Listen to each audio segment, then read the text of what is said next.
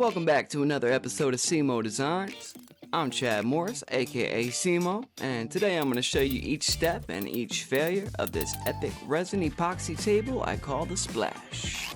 So after removing the bark from this cool oak stump, I began using a heavy-duty cut saw disc with my angle grinder, just gradually giving it some curvy shape. I wasn't sure how much I wanted to take away yet, so that's why I used an angle grinder rather than just carving it with my chainsaw from the start. After an absurd amount of time just trusting my instincts and eyeballing everything, I eventually felt like I was getting the right amount of curve and overall flow that I wanted, and decided to get extra creative by hollowing out the core, giving it sort of an architectural kind of look. Just kept taking my time, trying my best to stay within the lines, kind of like a game of operation. Slowly getting there. One cut at a time. Still got about 1,000 to go. But I honestly wasted a lot of extra time by thinking I wanted to save that very middle part, as if it would add to the appeal, but ended up just creating a lot more problems and didn't even look good to me as I went further. After the main chainsaw cuts were done, I focused on adding a little more contour, and since I was afraid of removing too much, I just went little by little until it looked just right.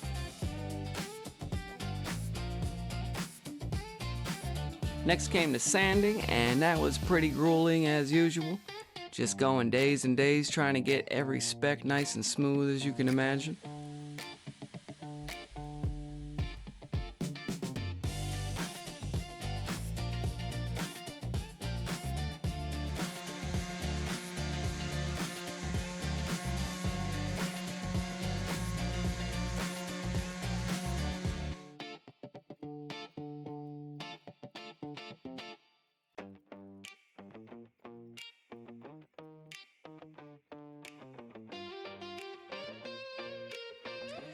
Now it was time to plan for adding the epoxy on top, and since this was one of my first projects with rounded edges like that, I really should have put more time into researching solutions, but that's a typical move for this guy, just getting too damn eager and excited to experiment and just launching right into it. So I decided to give this tuck tape a try, which is made for resin epoxy projects, but it's not a miracle worker, so it did end up leaking as expected and was not easy getting it lined up and run around the edges as tightly as possible. I used a super clear tabletop epoxy and realized I didn't add enough mica powder to it to give it the color I was going for. So I learned from that mistake from that point on by always mixing beforehand.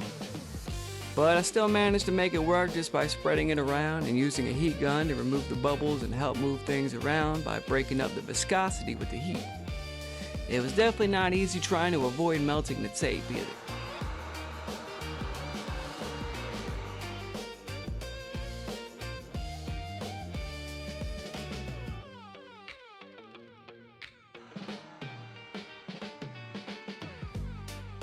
After letting it dry overnight, I knew I was going to have to come up with a better solution than the tape, so got to work pulling it all off and ended up being quite a pain in the ass, just really stuck and embedded together.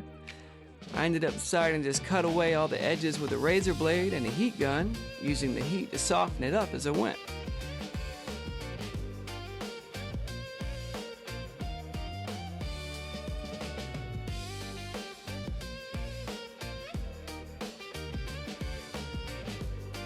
I gave the edges quite a beveled angle because I wanted the next layer to be the layer that showed.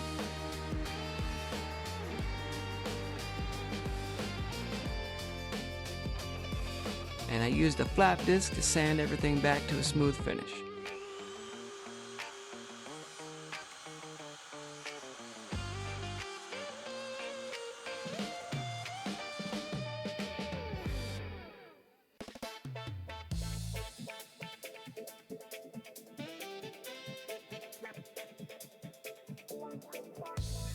After all that, I sanded the resin epoxy to prepare for the next coat. My new idea for the resin barrier was to first use some extra strong double-sided tape, which I carefully ran along the sides at just the right height to connect this other flexible strip, which I found at Home Depot. It's originally for covering the edges of tables and counters for baby-proofing or damage-proofing. And I definitely should have just used this hot glue to tack it into place, then use a caulk gun around the edges to make it watertight. And unfortunately learned the hard way again that that stuff is very deceiving and creates air pockets that aren't fully sealed. I also didn't have enough footage to go all the way around the edge, so decided to just make my own barrier with the rest out of the hot glue. Kinda sketchy, but made it work. I know. I'm the king of winging it. What can I say?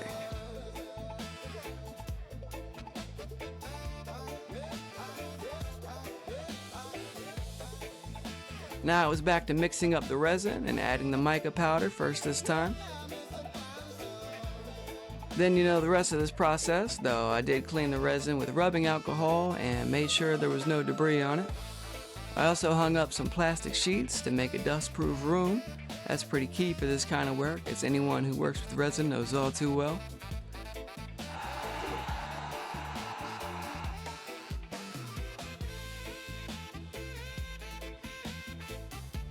It was another hard lesson at this point, just to not keep the heat gun in one place for too long, because you can end up burning the resin, which you can see here is why it's so bubbly. So I just sanded it down and repeated the cleaning process. You can also see there's still more leakage despite all that prep, but live and learn, you know.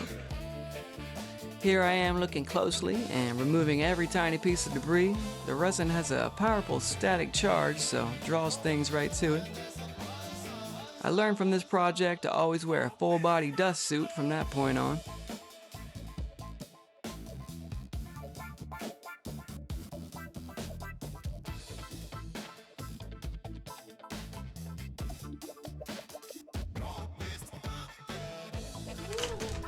Now it was time to remove the edging, and of course between all that hot glue and the double-sided tape, it was another huge pain in the arse trying to get it all off.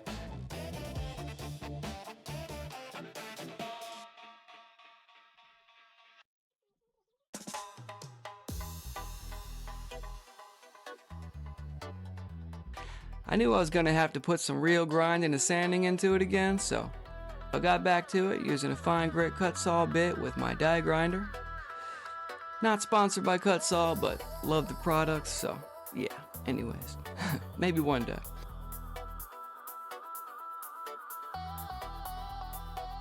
Though I did end up getting the job done, it was extra time consuming just because the resin kept melting and clogging the bit and basically just smearing a lot of the time, making me have to be extra precise, pretty much guiding the melted buildup in as smooth of a transition as possible. I was too afraid to use any other more coarse grit bits on that, thinking that I might take away too much resin, but I made it work.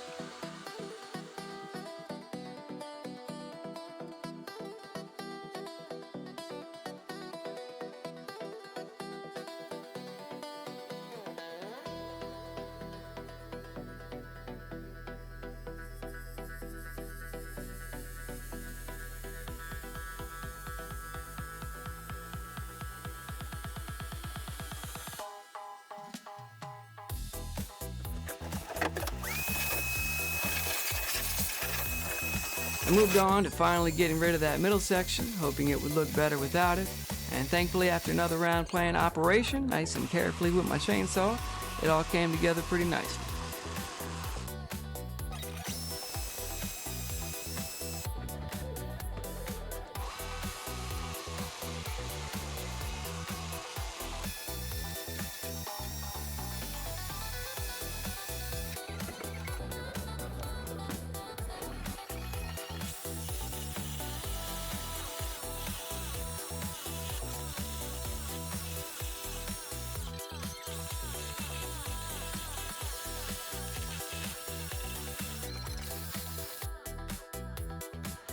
I put a lot more time into sanding the rest of that I cut away, then went ahead and painted the whole piece with a whitewash stain to help keep it still with that natural look and not too heavy.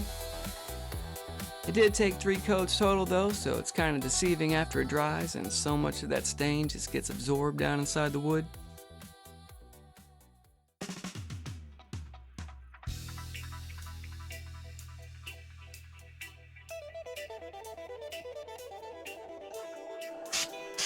I added some of this textured sandstone paint for added texture and tone, and while the paint was still wet, I sprinkled real white sand on it to make it stand out a little more and add to that white sand beach kind of vibe that I love so much. I also sealed all of that after it dried with Krylon matte sealant, but forgot to film it. Next, I mixed some blue and turquoise colored sand along with some blue-green metallic crushed glass shards to coat around the edges of the epoxy. I started with a layer of Mod Podge, then used a random piece of cut-out wood so that I could push the sand mix right up into the glue.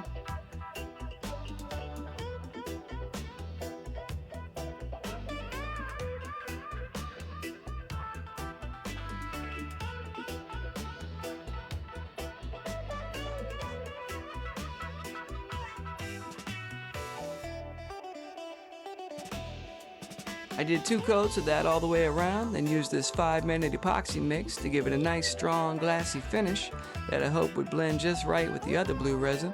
And thankfully it came out looking great, but I'll let you decide.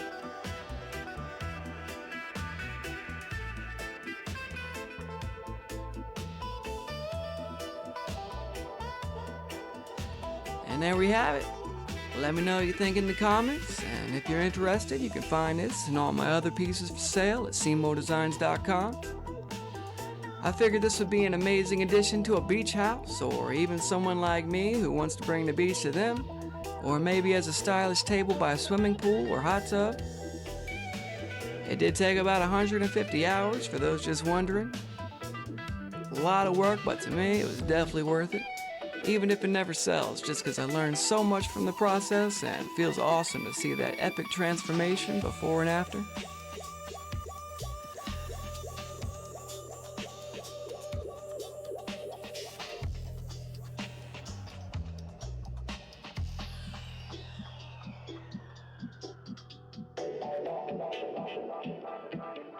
Alright y'all, I'm on to the next one. Hope you are too. See you next time. Click that damn like button. You know what I'm saying?